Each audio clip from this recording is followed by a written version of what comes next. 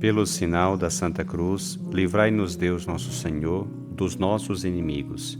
Em nome do Pai, e do Filho e do Espírito Santo. Amém.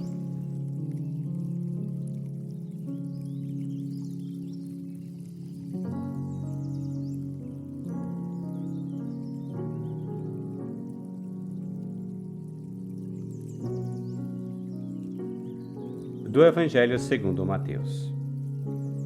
Naquele tempo, Jesus contou-lhes outra parábola.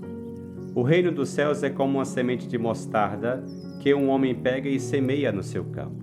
Embora ela seja a menor de todas as sementes, quando cresce, fica maior do que as outras plantas e torna-se uma árvore, de modo que os pássaros vêm e fazem ninhos em seus ramos. Jesus contou-lhes ainda uma outra parábola. O reino dos céus é como o fermento que uma mulher pega e mistura com 3 porções de farinha, até que tudo fique fermentado. Tudo isso Jesus falava em parábolas às multidões. Nada lhes falava sem usar parábolas, para se cumprir o que foi dito pelo profeta.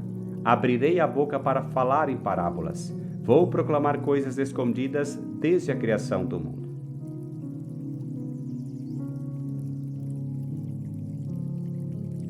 No Evangelho de hoje, Jesus nos oferece as parábolas do grão de mostarda e do fermento. 2 parábolas contrastantes.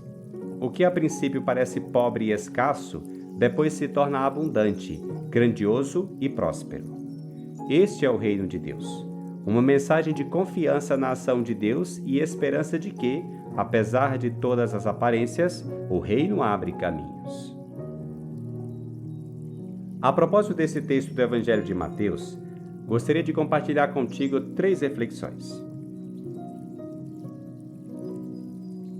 Em primeiro lugar, quero me concentrar na primeira parábola do grão de mostarda. O reino dos céus é como uma semente de mostarda, a menor de todas as sementes, mas quando cresce, fica maior do que as outras plantas e torna-se uma árvore, de modo que os pássaros vêm e fazem ninhos em seus ramos. É assim que Deus faz as coisas. Ele não se impõe pela força ou pelo poder. Diante do nosso mundo, onde os poderosos brilham com a sua espetacularidade, as coisas de Deus procedem pelo discreto, pelo humilde, até pelo irrelevante. Mas este é precisamente o sinal de Deus.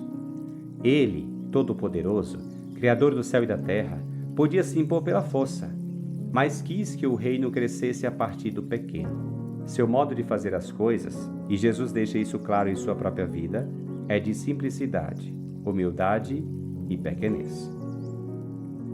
Perguntas-te: sentes facilmente desencorajado pela pequenez do reino? Ou reconheces ali a presença suave, porém poderosa de Deus?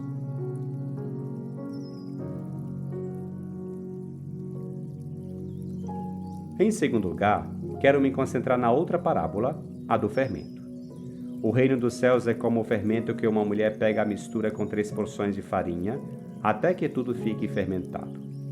Na parábola anterior, havíamos visto como, no final, um grão de mostarda, a menor das sementes, se torna uma árvore, a ponto de as aves do céu virem fazer ninho em seus galhos. Bem, esta parábola do fermento também reforça a ideia de um pequeno começo e um resultado final marcante.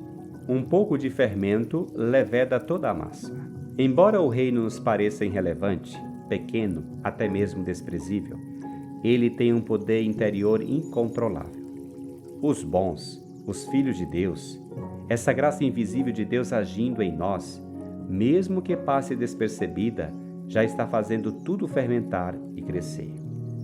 De fato, a promessa de Deus é que este reino um dia se cumprirá em todos. Portanto, não nos cansemos de fazer o bem, de anunciar Jesus, de trabalhar pelo reino. Mesmo humildemente, com a nossa fraqueza, estamos fermentando a massa do reino. Estamos semeando o amor de Deus.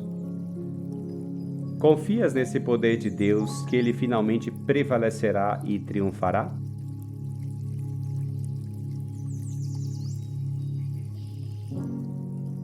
Em terceiro lugar, quero me fixar nas palavras finais do texto de hoje. Tudo isso Jesus falava em parábolas às multidões. Nada lhes falava sem usar parábolas para se cumprir o que foi dito pelo profeta. Abrirei a boca para falar em parábolas, vou proclamar coisas escondidas desde a criação do mundo. Jesus cita este Salmo 78 para explicar por que fala em parábolas.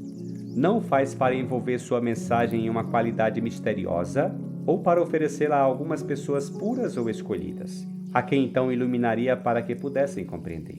Jesus fala em parábolas, cujas imagens são tiradas da vida cotidiana, para tornar acessível, mesmo às pessoas mais simples, o que até então permanecia secreto. Em outras palavras, Jesus fala em parábolas para revelar Deus, para tornar conhecido seu amor, a sua vontade, para que possa ser facilmente compreendida por todos. Vemos isso no Evangelho. Jesus nos fez conhecer seu Pai, Deus, de forma completa, simples e imediata, e o fez por amor. Ele diz isso muito bem no Evangelho de João. Eu vos chamo amigos, porque vos dei a conhecer tudo o que ouvi de meu Pai. E o que Jesus nos revela não é uma ideia, nem um conhecimento, mas uma experiência de amor. Jesus nos faz conhecer como é o coração de Deus e o quanto Ele nos ama. Nesse sentido, essa revelação do amor de Deus tem um poder transformador. Ela é chamada a transformar nossas vidas. Não há nada mais libertador e transformador do que descobrir que somos amados incondicionalmente, gratuitamente, até o extremo. Medite. Acolhes a palavra de Jesus e descobres nela esse mistério do amor de Deus?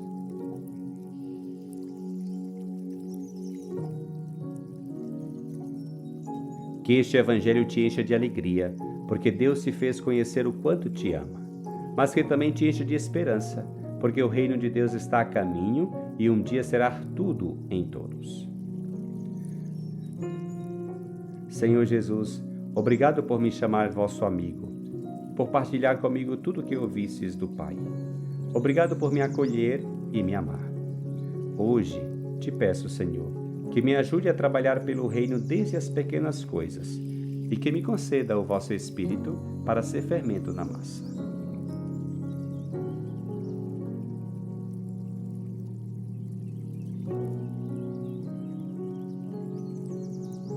Que o Senhor te abençoe, te livre de todo mal e te conduza à vida eterna.